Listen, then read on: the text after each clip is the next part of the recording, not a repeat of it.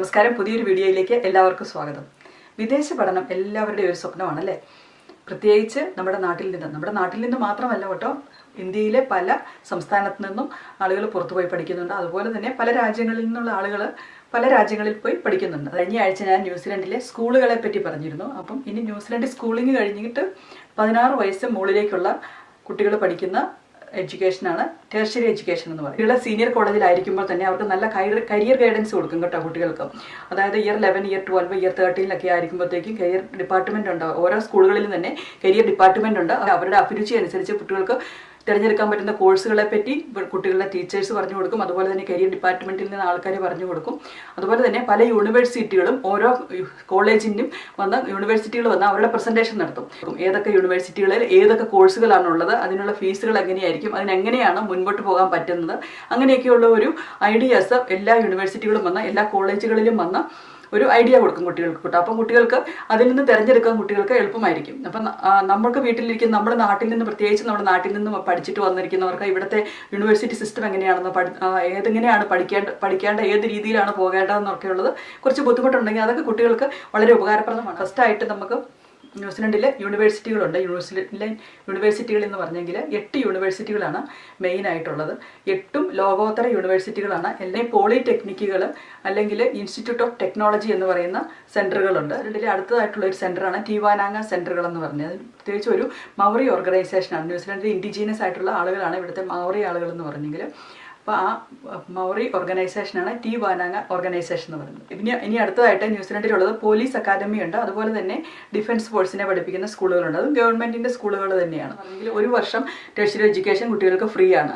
അതായത് കുട്ടികൾ ഏത് കോഴ്സിനാണോ പഠിക്കാൻ പോകുന്നത്, ആദ്യത്തെ വർഷമായിരുന്നു. അതിന് ഈ ഗവൺമെൻറ് വരുന്ന സമയത്ത് ഒരു ചർച്ച ഉണ്ടായിരുന്നു. അത് ചിലപ്പോൾ അവസാനത്തെ വർഷമായിരിക്കുമെന്ന്. അത് ഇതുവരെ ഒരു ഒഫീഷ്യലായിട്ട് പറഞ്ഞിട്ടില്ല. എങ്ങനെയാണെന്ന് നമുക്കറിയത്തില്ല. അടുത്ത വർഷം എങ്ങനെയാണ് മാറുമോ എന്നറിയത്തില്ല. പക്ഷേ ഇപ്പം കുട്ടികൾക്ക് ആദ്യത്തെ വർഷം യൂണിവേഴ്സിറ്റിയിലാണോ ഏത് കോഴ്സിനാണോ പഠിക്കുന്നത്, ആദ്യത്തെ വർഷം അവർക്ക് ഫ്രീ ആണ് പഠിക്കുന്നവർ. ഏത് സെൻറ്ററുകളിൽ പഠിക്കുവാണെങ്കിലും അതുപോലെ തന്നെ അപ്രന്റീസ്ഷിപ്പ് ചെയ്യുവാണെങ്കിലും ഒക്കെ $12,000 കുട്ടികൾക്ക് ഫ്രീ ആയി കൊടുക്കും. ഇപ്പോൾ ഇന്റർനാഷണൽ സ്റ്റുഡൻസിന് അത് ബാധകമല്ല. ഇന്റർനാഷണൽ സ്റ്റുഡൻസിന് ഇന്റർനാഷണൽ ഫീസ് തന്നെ അടയ്ക്കേണ്ടി വരും. അപ്പോൾ ആദ്യമായിട്ട് ഞാൻ ന്യൂസിലൻഡിലെ യൂണിവേഴ്സിറ്റികളെ പറ്റി, ജോഗ്രഫിക്കൽ ഏരിയ അനുസരിച്ച് പല സ്ഥലങ്ങളിലായിട്ടാണ് ഈ 8 യൂണിവേഴ്സിറ്റികളും സ്ഥിതി ചെയ്യുന്നത്. യൂണിവേഴ്സിറ്റികൾക്കും പല പല ക്യാമ്പസുകളുണ്ട്. അല്ലാതെ ഓരോ കോളേജുകളായിട്ടല്ല കേട്ടോ. നമ്മുടെ നാട്ടിൽ പറയുന്ന പോലെ ഇപ്പോൾ കേരള യൂണിവേഴ്സിറ്റിയുടെ കീഴിൽ കുറേ കോളേജുകൾ കാണും. അതുപോലെ തന്നെ മഹാത്മാഗാന്ധി യൂണിവേഴ്സിറ്റിയുടെ കീഴിൽ കുറച്ച് കോളേജുകൾ കാണും. അങ്ങനെയല്ല ഇവിടെ പറയുന്നത്. ഓരോ യൂണിവേഴ്സിറ്റികൾക്കും പല ക്യാമ്പസുകളാണുള്ളത്. അതിൽ മുൻപന്തിയിൽ നിൽക്കുന്നത് യൂണിവേഴ്സിറ്റി ഓഫ് ഓക്ലൻഡ് ആണ്. യൂണിവേഴ്സിറ്റി ഓഫ് ഓക്ലൻഡിന്റെ മെയിൻ സെന്റർ എന്ന് പറഞ്ഞെങ്കിൽ ഓക്ലൻഡിൽ തന്നെയാണ്. ഇനി അടുത്തതായിട്ടുള്ളത് ഓക്ലൻഡ് യൂണിവേഴ്സിറ്റി ഓഫ് ടെക്നോളജി. കൂടുതലും ടെക്നോളജിക്കൽ ആയിട്ടുള്ള കോഴ്സുകൾക്ക് ഓക്ലൻഡ് യൂണിവേഴ്സിറ്റി ഓഫ് ടെക്നോളജി ആണ് നല്ലതെന്നാണ് പറയുന്നത് ആളുകൾ. അതുപോലെ തന്നെ അക്കാഡമിക് ആയിട്ടുള്ള കോഴ്സുകൾക്ക് വളരെ നല്ലത് യൂണിവേഴ്സിറ്റി ഓഫ് ഓക്ലൻഡ് ആണ് തന്നെ. ഇവിടെ ന്യൂസിലൻഡിലെ 2 യൂണിവേഴ്സിറ്റികളിലാണ് മെഡ് സ്കൂൾ ഉള്ളത്. ആ മെഡ് സ്കൂളിൽ 2 എണ്ണം ഉള്ളതിൽ ഒരെണ്ണം ഓക്ലൻഡ് യൂണിവേഴ്സിറ്റിയാണ്. അടുത്തതായിട്ട് നമുക്ക് പറയാവുന്ന മാസി യൂണിവേഴ്സിറ്റി. മാസി യൂണിവേഴ്സിറ്റിക്ക് ഓക്ലൻഡിൽ തന്നെ സെന്റർ ഉണ്ട്. അതായത് നോർത്ത് ഷോറിൽ സെന്ററുകളുണ്ട്. അത് മാസി യൂണിവേഴ്സിറ്റിക്ക് അതുപോലെ തന്നെ ജിയോഗ്രഫിക്കൽ ഏരിയ വെച്ച് നോക്കുവാണെങ്കിൽ പല സ്ഥലങ്ങളിലും സെന്ററുകളുണ്ട്.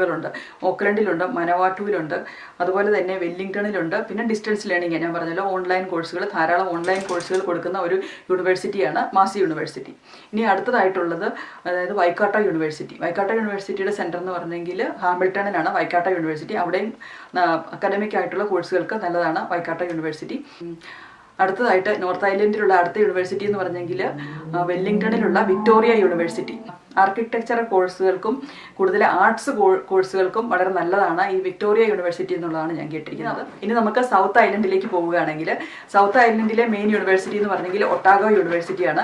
ന്യൂസിലൻഡിലെ 2 സ്ഥലത്താണ് മെഡ് സ്കൂൾ ഉള്ളതെന്ന് പറഞ്ഞല്ലോ. അപ്പോൾ മെഡ് സ്കൂൾ ഉള്ളത് ഒരു ക്യാമ്പസ് ഉള്ളത് ഒട്ടാഗോയിലാണ്. ഈ യൂണിവേഴ്സിറ്റി ഓഫ് ഒട്ടാഗോയ്ക്കും പല സെന്ററുകളുണ്ട് കേട്ടോ, പല ക്യാമ്പസുകളുണ്ട്. അപ്പോൾ യൂണിവേഴ്സിറ്റിക്ക് ഓക്ലൻഡിലും ക്യാമ്പസ് ഉണ്ട് കേട്ടോ. അത് ഡെന്റലിന്റെ ഒക്കെ ക്യാമ്പസ് ഓക്ലൻഡിലും ഉണ്ട്. അടുത്തതായിട്ടുള്ളത് കാൻറ്റർബറി യൂണിവേഴ്സിറ്റി. കാൻറ്റർബറി യൂണിവേഴ്സിറ്റി കൂടുതൽ സയൻസ് വിഷയങ്ങൾക്കും, അതായത് ഫിസിക്സിനും ഒക്കെ, ഫിസിക്സ്, കെമിസ്ട്രി, ബയോളജി, ടീച്ചിങ് അങ്ങനെയൊക്കെയുള്ള കോഴ്സുകൾക്ക് വളരെ നല്ലതാണ് ഈ കാൻറ്റർബറി യൂണിവേഴ്സിറ്റി.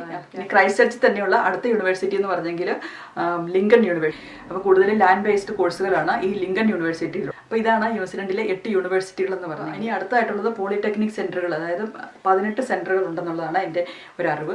ഇതൊക്കെയാണ് പോളിടെക്നിക്കുകളും. അതിനെപ്പറ്റി വിശദമായിട്ട് വേറെ ഒരു വീഡിയോ ഇടാം കേട്ടോ. അപ്പോൾ ഇൻ്റർനാഷണൽ സ്റ്റുഡൻസ് ആയിട്ട് വരാൻ ആഗ്രഹിക്കുന്നവർക്കും ഈ 8 യൂണിവേഴ്സിറ്റികളിലും അഡ്മിഷൻ നമുക്ക് നോക്കാവുന്നതാണ്. ഈ യൂണിവേഴ്സിറ്റികളെല്ലാം ലിങ്ക് ഞാൻ ഡിസ്ക്രിപ്ഷൻ ബോക്സിൽ ഇട്ടിരിക്കുക. അപ്പോൾ നിങ്ങൾക്ക് ഏത് കോഴ്സിനാണ് നിങ്ങൾക്ക് പഠിക്കാൻ പോകാൻ താല്പര്യമുള്ളത്, എവിടെയാണ് അതിൻ്റെ കാര്യങ്ങൾ, എങ്ങനെയാണ് അതിൻ്റെ ഡീറ്റെയിലുകളെല്ലാം നിങ്ങൾക്ക് അതിൽ കൂടെ നിങ്ങൾക്ക് മനസ്സിലാക്കാവുന്നതാണ്. അപ്പോൾ ന്യൂസിലൻഡിലെ ലോക്കൽ സ്റ്റുഡൻസിൻ്റെ ഒരു 3-4 ഇരട്ടി ഫീസാണ് കേട്ടോ ഇൻ്റർനാഷണൽ സ്റ്റുഡൻസിന് പഠിക്കാൻ വരുമ്പോൾ. അപ്പോൾ അതിൻ്റെ ഫീസും കാര്യങ്ങളും എല്ലാം നിങ്ങൾ നോക്കി മനസ്സിലാക്കാൻ നിങ്ങൾക്ക് അതിനകത്ത് നിന്ന് സാധിക്കുന്നതായിരിക്കും. എല്ലാ യൂണിവേഴ്സിറ്റികൾക്കും തന്നെ അതിനടുത്ത് തന്നെ സ്റ്റുഡൻറ്റ് വില്ലേജുകളുണ്ട് കേട്ടോ. അതായത് ഹോസ്റ്റലുകളുണ്ട്, അതൊക്കെ സെൽഫ് കേറ്റർ ചെയ്യാവുന്ന ഹോസ്റ്റലുകളുണ്ട്. അതുപോലെ തന്നെ ഇത് കോമൺ ആയിട്ട് കേറ്ററിംഗ് ഉള്ള ഹോസ്റ്റലുകളും ഉണ്ട്. അപ്പോൾ ഇത്രയൊക്കെയാണ് ഇന്ന് യൂണിവേഴ്സിറ്റികളെ പറ്റി ഞാൻ പറയുന്നത്. ഇനി നിങ്ങൾക്ക് എന്തെങ്കിലും യൂണിവേഴ്സിറ്റികളെ പറ്റി സംശയം ഉണ്ടെങ്കിൽ നിങ്ങൾക്ക് എന്നോട് ചോദിക്കാവുന്നതാണ്. നിങ്ങൾക്ക് ഇതിനകത്ത് കമൻറ്റ് ഇടുവാണെങ്കിൽ ഞാൻ ഏത് കോഴ്സ് ഏത് യൂണിവേഴ്സിറ്റിയിലാണ് ചെയ്യാൻ നല്ലത് എന്നൊക്കെ എനിക്കറിയാവുന്ന രീതിയിൽ ഞാൻ പറഞ്ഞുതരാം. ഇവിടെ 2 പേര് യൂണിവേഴ്സിറ്റി പഠിക്കുന്നവരുണ്ട്. അതുപോലെ തന്നെ എൻ്റെ പോസ്റ്റ് ഗ്രാജുവേഷൻ ചെയ്തത് ഞാൻ യൂണിവേഴ്സിറ്റി ഓഫ് ഓക്ലൻഡിലായിരുന്നു. Thank you very much. By.